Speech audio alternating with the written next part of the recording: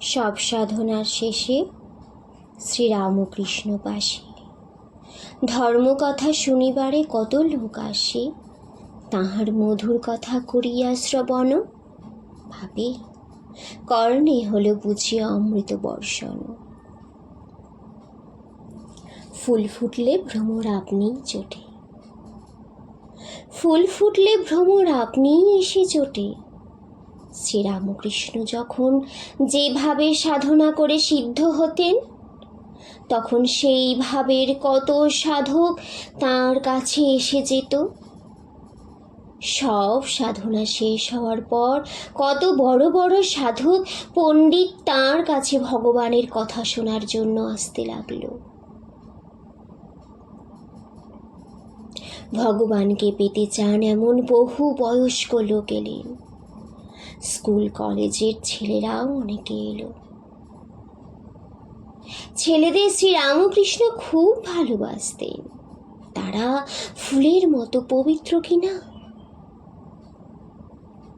শ্রী কেশবচন্দ্র সেন, শ্রী বিজয় কৃষ্ণ গোস্বামী, শ্রী মহেন্দ্রনাথ গুপ্ত, শ্রী গিরিশচন্দ্র ঘোষ, শ্রী বলরাম বসু, শ্রী সুরেন্দ্রনাথ মিত্র প্রমুখ কত নামকরা লোক ও ভক্তেরা এলেন। নরেন্দ্রনাথ দত্ত অর্থাৎ স্বামী বিবেকানন্দ, শ্রী রাখালচন্দ্র ঘোষ অর্থাৎ স্বামী ব্রহ্মানন্দ,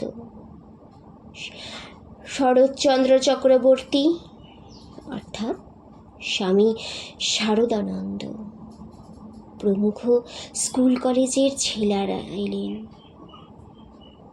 সবাই কত কথা শুনলেন তাঁর কাছে।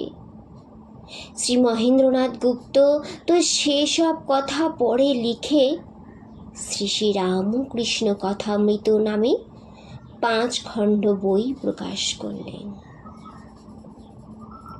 কত সহজ কথায় শ্রীরামকৃষ্ণ ভগবানের কথা বুঝিয়ে বলতেন, সে বইগুলি পড়লে তা জানা যায়।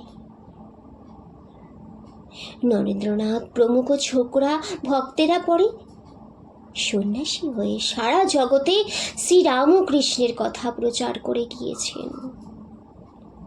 কত ভালো ভালো কথা বলেছেন মানুষের কল্যাণের জন্য। সেসব কথাও বই হয়ে প্রকাশিত হয়েছে।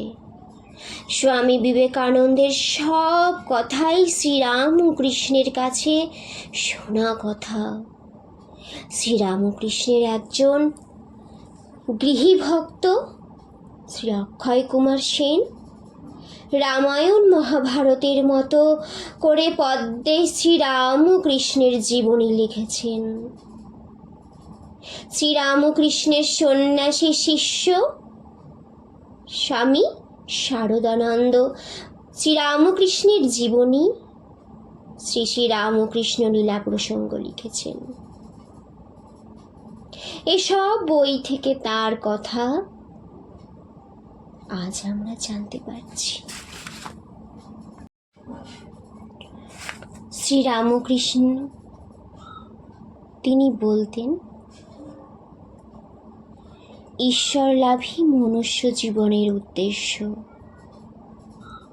চাঁদা মামা যেমন সব শিশুর মামা, তেমনি ঈশ্বর সকলেরই আপনার। তাকে ডাকবার সকলেরই অধিকার আছে। যে ডাকবে তিনি তাকেই দেখা দিয়ে কৃতার্থ করবেন। সংসার করো না কেন, তাতে দোষ নাই, তবে ঈশ্বরেতে মন রেখে করো, যেন যে বাড়িঘর পরিবার আমার নয়, এ সব ঈশ্বরের। আমার ঘর ঈশ্বরের কাছে, আর বলি যে তাঁর পাদপদ্মে ভক্তির জন্য ব্যাকুল হয়ে সর্বদা প্রার্থনা করবে।